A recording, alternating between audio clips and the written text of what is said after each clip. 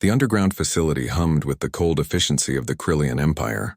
Beneath kilometers of reinforced steel and quantum-locked barriers, Drakkar remained motionless in his prison, a containment field that had held him for 347 years. The ancient dragon scales, once brilliant crimson, had dulled to the color of dried blood. His eyes, capable of seeing across dimensions, stared at nothing. The Krillians had conquered 17 galaxies. They had bent reality itself to their will, but their greatest triumph was the capture and enslavement of the last celestial dragon, a being whose power could reshape worlds with a thought. They had broken his will, shattered his mind, and reduced him to a living battery, fuel for their ever-expanding war machine. Drakkar had not spoken in 2 centuries.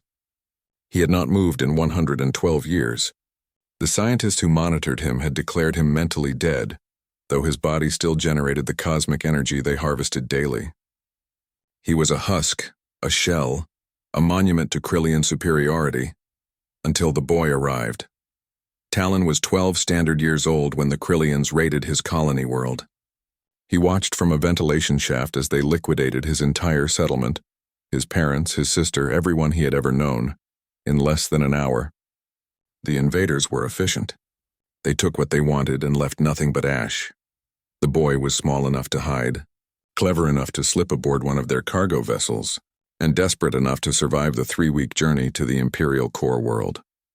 He had no plan beyond escape, no hope beyond the next breath. When he emerged from his hiding spot in the ship's hold, he found himself in a labyrinth of steel corridors that stretched endlessly in every direction. For 2 days, Talon wandered the facility's lower levels, stealing scraps of food and avoiding the mechanical patrols. He was searching for an exit that didn't exist. The complex was designed to be inescapable, a fortress within a fortress. By the 3rd day, exhaustion and despair had taken their toll. He collapsed in a forgotten maintenance tunnel, tears streaming down his dirt-covered face. "Please," he whispered to the empty air.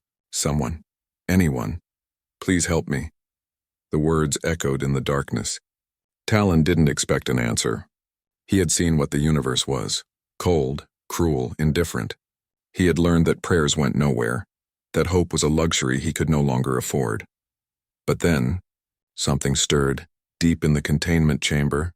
Behind walls that could withstand supernova detonations, Drakkar's eyes flickered. For the first time in 200 years, awareness crept back into his consciousness.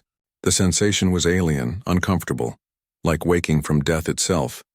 He had heard countless voices over the centuries, the screams of the tortured, the commands of his captors, the cold calculations of scientists who saw him as nothing more than a resource.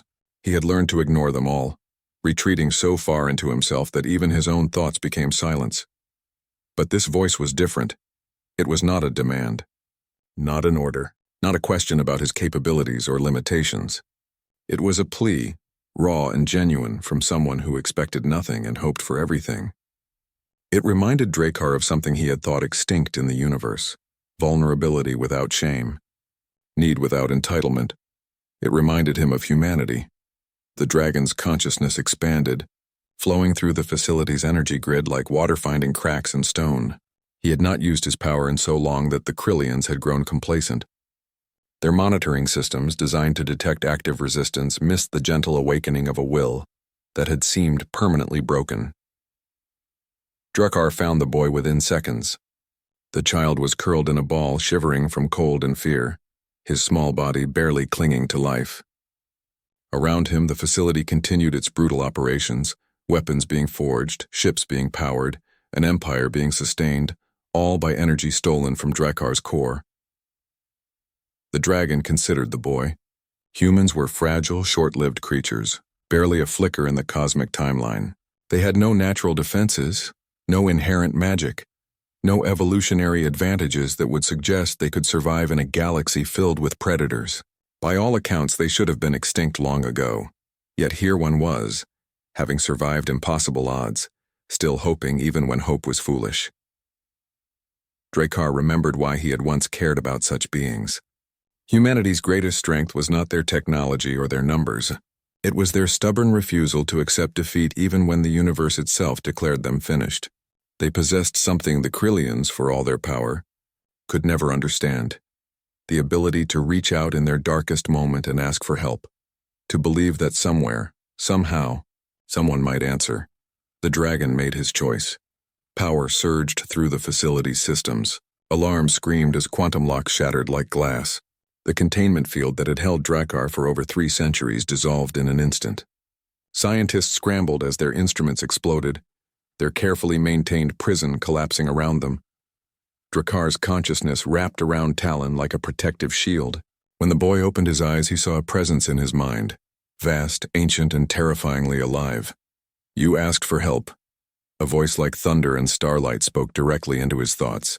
"I am Drakkar, and I have been silent long enough." The facility began to tear itself apart. The dragon's power, unleashed after centuries of forced dormancy, was apocalyptic. But around one small human boy, reality bent to create absolute safety. "Hold on, young one," Drakkar continued, his form beginning to materialize in the physical world for the first time in 300 years. "You reminded me of something I had forgotten. Sometimes the smallest voice matters most, and humanity, for all your weaknesses, has never learned when to stop hoping." The dragon's wings unfurled, and the prison that had held him became rubble. Freedom, at last, tasted like fire.